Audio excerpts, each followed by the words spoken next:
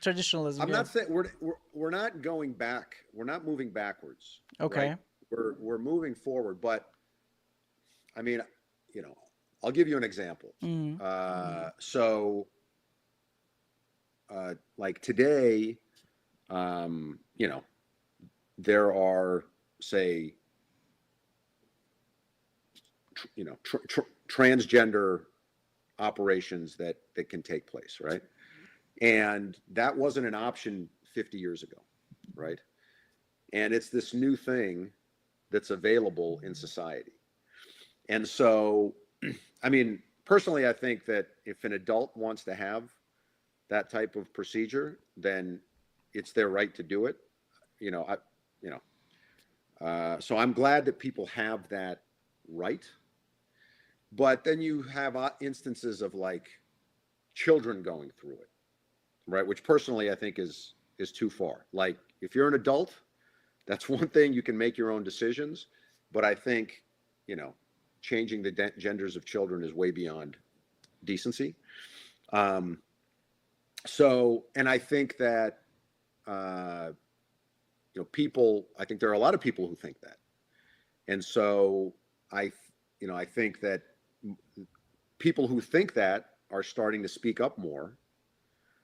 And so we're, you know, we kind of went, you know, way over to the side here. And I think more of the voices who aren't completely comfortable with the fringe are being louder and pulling us back towards the center. And we're not, you know, it's not like we're going to go back to, oh, you know, transgender operations are illegal. I mean, I hope we don't. Uh, but uh, but I, you know, I think just because they're available doesn't mean everybody needs to have one, and it doesn't mean everyone who's had one should have had one, right? Especially if we're talking about children. That's just one example. It just is kind of an obvious one that sprang to my mind. There's certainly others that are maybe less, I don't know, sensitive, but that's just one way of describing it. Yeah, it's a beautiful I'll way. give you another example. I live in the Bay Area in Mm-hmm. California, Mm-hmm. right? And I mean, everybody knows this because San Francisco and California are always in the news as far as homeless population and dirty cities and all this kind of stuff. One thing I'll say is I actually travel quite a lot throughout the United States, and San Francisco, at least, is is not really any worse than a lot of other cities that I see that think that they are better, quite frankly. And San Francisco is cleaning itself up and it's heading in the right direction. But there definitely has been an experiment, you know, in California and other liberal cities with less law enforcement, which allowed more people to do more things in the streets than they had before. You know, theft was not being prosecuted or even stopped, and so you had people stealing from retail establishments. As long as it was less than $1,000 or whatever, they knew they wouldn't get arrested. Things like this That's insane. that, right, that were well intentioned, right? There was a reaction to what came before that, but in practice, we've now seen, well, this is kind of crazy. Uh, we want to walk the streets and feel safe. We want to walk the streets and have those streets be clean. We don't want, you know, people, homeless people, quite frankly, living everywhere, walking everywhere, defecating, going to the bathroom. And this is not the city we want to live in. And so, you know, and homeless people are a small part of the population, but they kind of took over more than their fair share of space and society's attention, right? And now the people who aren't homeless, which are much, there are many more people who are not homeless than who are homeless. Those people are starting to kind of realize, hold on a second, I have rights too, right? So I'm going to start to take back some of my rights. I'm going to start to be more vocal because I, you know, I want homeless people to be okay. I want them to be safe somewhere, but I don't want them to be everywhere. And I want to walk in a city where I feel safe and that's clean and beautiful.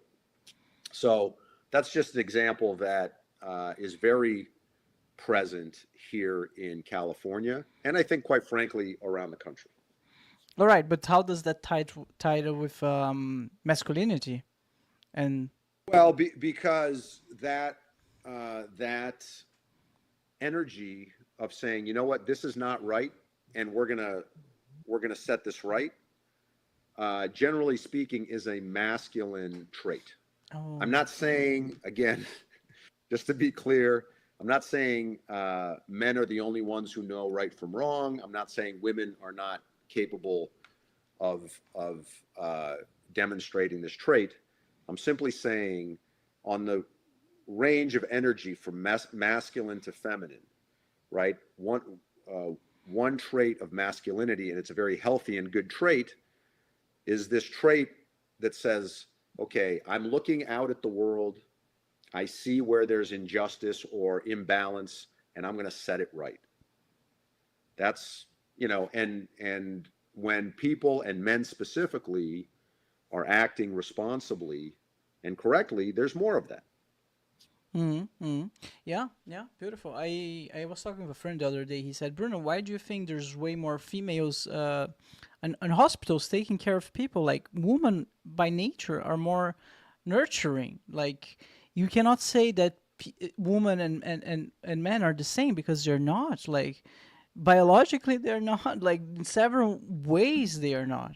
So I understand what you mean by the energy aspect. Like men, they tend to do some, like I think it's common sense that men are more sexually easily triggered than women. Like I'm generalizing. We're generalizing here, right? Because I would say there's always exceptions.